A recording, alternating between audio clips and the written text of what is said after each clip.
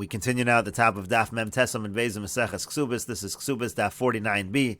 The Gemara is in the middle of explaining how it is that Rabbi Meir could be the author of our Mishnah, and it means to say that the Mishnah is teaching us the afilu bito, even by his daughter, chovahu deleka. It's just that there's not an obligation to support his daughter, ha mitzvah ika, but there is a mitzvah to support the daughter, and the same again, according to Rabbi Meir, would be true by the son. Rashi over here says the afilu bito tequila, even the daughter which is more lenient to lo askabo raisa, because she doesn't learn Torah. According to Rabbi Meir, it's more likely that you have to support the sons who learn Torah. So even when it comes to the daughter, that's the Mishnah saying, even when it comes to the daughter, there's no obligation, but there is a mitzvah.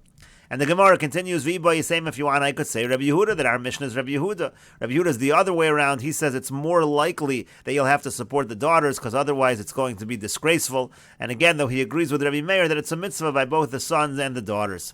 And so the Gemara says it could be our Mishnah is Rabbi Yehuda. V'hachi kamer, here's how you understand the Mishnah. Ha'av eino chayiv b'mezonos bito. The father is not chayiv to give mezonos to his daughter. V'chol shekein livno, and certainly he's not chayiv to give to his son.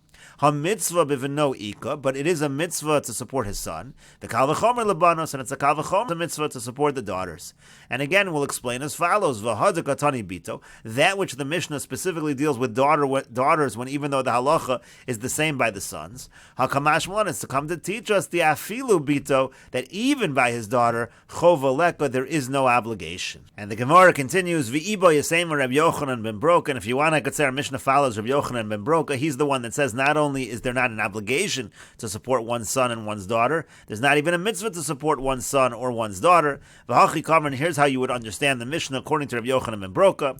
Eino chayiv b'mezonos bito. The Mishnah says he's not chayiv to support his daughter.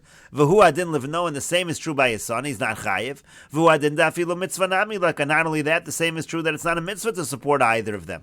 And so therefore, why does it specifically phrase that he's not chayiv b'mezonos bito? Va'aydi debanos lachar misas avi and chova, since it happens to be that by daughters there is an obligation to support them after the death of their father. So Tananami eino chayiv. That's why the Tana says he's not chayiv to support them during his lifetime, in contrast to after his death. And the Gemara continues, Amar Rabbi Lo, Amar Reish Lakish, Mishum Rabbi Yehuda bar Chanina. Rabbi Lo says that Reish Lakish says in the name of Rabbi Yehuda bar Chanina, B'usha hiskinu, in Usha they made a takana, Sheyei Adam zon es bonav es benosav, kishem ketanim, that a person does have to sustain his sons and his daughters when they are minors. And the Gemara says, they have the following question, Hilchas HaKavase, or Ein Hilchas HaKavase, is the halacha like this or not? And the Gemara says, Toshma, come in here, the following proof. Ki avasa l'kami de Rabbi Yehuda, when they used to come in front of Rabbi Yehuda, a situation like this, where the father was not supporting his children, Amar Lahu, he would say to them, Yorud Yolda, he would say, a jackal gives birth to children. V'avnei Masa Shadyan, you think he sends them out to the people of the city to support? No, of course not. Even this animal is going to take care of its children, yet you are not taking care of your children.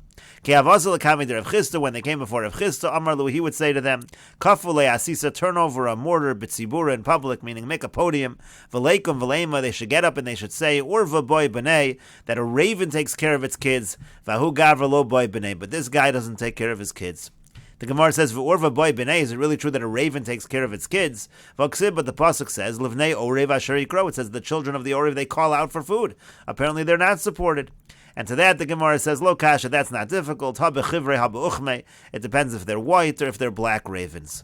And the Gemara continues, Ki avasa l'kamei de Rava, when he came in front of Rava, Amar Le said to him, again the same kind of situation where a father was not supporting his children, he would say to him, Nicholach de mitzanei banech mitzedaka. He would say to him, do you want your children that they should be supported from tzedakah? Again, he would tell him, you should be the one to be supporting your children. And Rashi over here explains, B'usha hiskinu k'sheyashvu Sanhedrin gazis b'usha. It's talking about when the Sanhedrin was in Usha. Sheyachas me'eser golyus shegolsa Sanhedrin. The Sanhedrin was exiled various places. This is one of those places. Kishen ketanim. Again, they said that when the children are minors, they do have to be supported ad sheyaviu saros, until they bring forth the hairs of maturity. And Rashi continues, Toshma, come in here the following proof. The less hilchas hakavase, that the halacha is not like this. We do not force the father. In other words, this teaching in Usha, this takon in Usha, was that the court would have forced him to support these young children, and all of these proofs were that these various Amoraim, they would say that you should support your kids, but it would not be forced by the Bezdin. They would just tell them, and maybe they'll support them, but there was no forcing. So you see again, the halacha is not like this takana that was stated in Usha. And Rashi over here continues, what's the distinction, white ravens, black ravens. Rashi says, Uchme, if they're black, kishagadol mashchir, when they would grow older, these young ravens would grow older, they would become black. Va'im va'av oevenosan. At that point in time, the mother and the father ravens, they would love those children and take care of them. Aval mitchilas and levana, but in the early years they were white, v'sonanosan, and they would hate them, and they wouldn't support them. But the Gemara continues, v'lo amr nela d'lo amin. This is only true in a situation where the person is not wealthy. Only in that situation will we not force the individual to support his children. Avalamad, but if the person is wealthy, kafinan le'al karchi, then we will force him to support his children. Kihad Rava, it's like a situation with Rava. Kafil Rav Nasan Barami, he forced Rav Nasan Barami, who was a wealthy individual. V'apik mine dalid meya zuzei litzdaka, he forced him to give over 400 zuz to charity. And the Gemara continues, Amar Rabbi Lo, Amar Reish Lakish. Rabbi Lo said that Reish Lakish said, Bu'usha hiskinu, in Usha they made the following takana. Hakosev kol nechasav levanav. Let's say a person in his lifetime writes over all of his property to his sons. Hu v'ishto nizon mehem. He and his wife, they are still going to be supported from that property. And the Gemara says, Maskeflo Rabbi Zeira. Rabbi Zeira asked the following question. V'iteimer Rabbi Shmuel bar Nachmeni. Some people say it's Rabbi Shmuel bar Nachmeni that asked the following question. Gedola mizu amru. They said something even greater than that. What he's saying is not even a chiddush. Because what's the halacha? The halacha is almanuzo nizonas min chasav. It says that his almana, let's say you have a situation where a person dies and he leaves over a widow, she gets supported from his property. Hu v'ishto mi boy. So does it even need to be stated that he and his wife will be able to get the support from the property if they give it over in their lifetimes? And the Gemara explains, the Shalach Ravin be'igrite, because Ravin sent in his letter the following halacha. Misha meis v'hiniach almana ubas. Let's say a person dies and he leaves over a widow and just one daughter. So the daughter inherits his property. So almanusa nizonas min chasav. The halacha is his widow is supported from his property, even though the daughter inherited it. And it goes even further. Nisas habas, let's say the daughter gets married, so now the property is really in the hands of a different individual of this man, the husband of this daughter. Still, almanuso nizonis minachasav, still his almana is supported from that property. You might think this property is already very much disconnected from him at this point, but no, she is supported. Not only that, mesa habas, let's say the daughter dies, and so now the property is totally in the hands of this individual son-in-law. Amar Rabbi Yehuda ben Achoso shel Rabbi Yossi bar Chanina. Rabbi Yehuda, the son of the sister of Rabbi Yossi bar Chanina, said, Al yadi hayamaisa, this happened by me. I saw the Chacham and Paskin on this. V'yomru, and they said, Al manusu nizonis minachasav. It says again, still, even in that situation where the daughter died, his almana is supported from his property.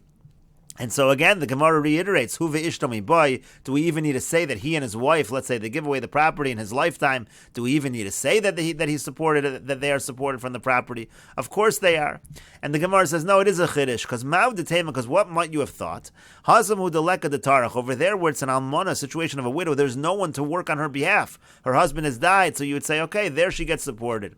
Avalacha, but over here where it's a husband and a wife, so again, and they gave away the property in their lifetime, nitrach l'dideu l'dida, maybe he's obligated to work to support himself and herself. Maybe they don't get to be supported from that property that they gave away. Kamash malan, so that's the chiddush over here, that no, even in this situation, they're supported from that property. And the Gemara continues, Iboilu, they had the following question, Hilchasa kavase o less hilchasa kavase. What's the halacha in terms of this psak halacha that we just had over here, Rabbi Law, that he said that they are supported from the property if they give it away in their lifetime? What's the halacha? And the Gemara says, Tashma, come here, the following proof, Rabbi Chanina of Rabbi Yonasan have a kaimi, because Rabbi Chanina and Rabbi Yonasan, they were standing together. Asa hu gavra, a certain person came, Gochin v'nashke, Rabbi Yonasan akari, and he bent down and he kissed Rabbi Yonasan on his foot, on his leg. Amar le, he said to him, Amar le Rabbi Chanina said to him, meaning Rabbi Chanina said to Rabbi Yonasan, my hi, what's this person doing? Why is he kissing you? Why is he so happy with you? Amar le, he said, Kosev nechasav levanav, this is exactly our case. This is an individual who wrote over his property to his sons in his lifetime. And we'll continue with this discussion in the next video on Daf Nun Amud Aleph.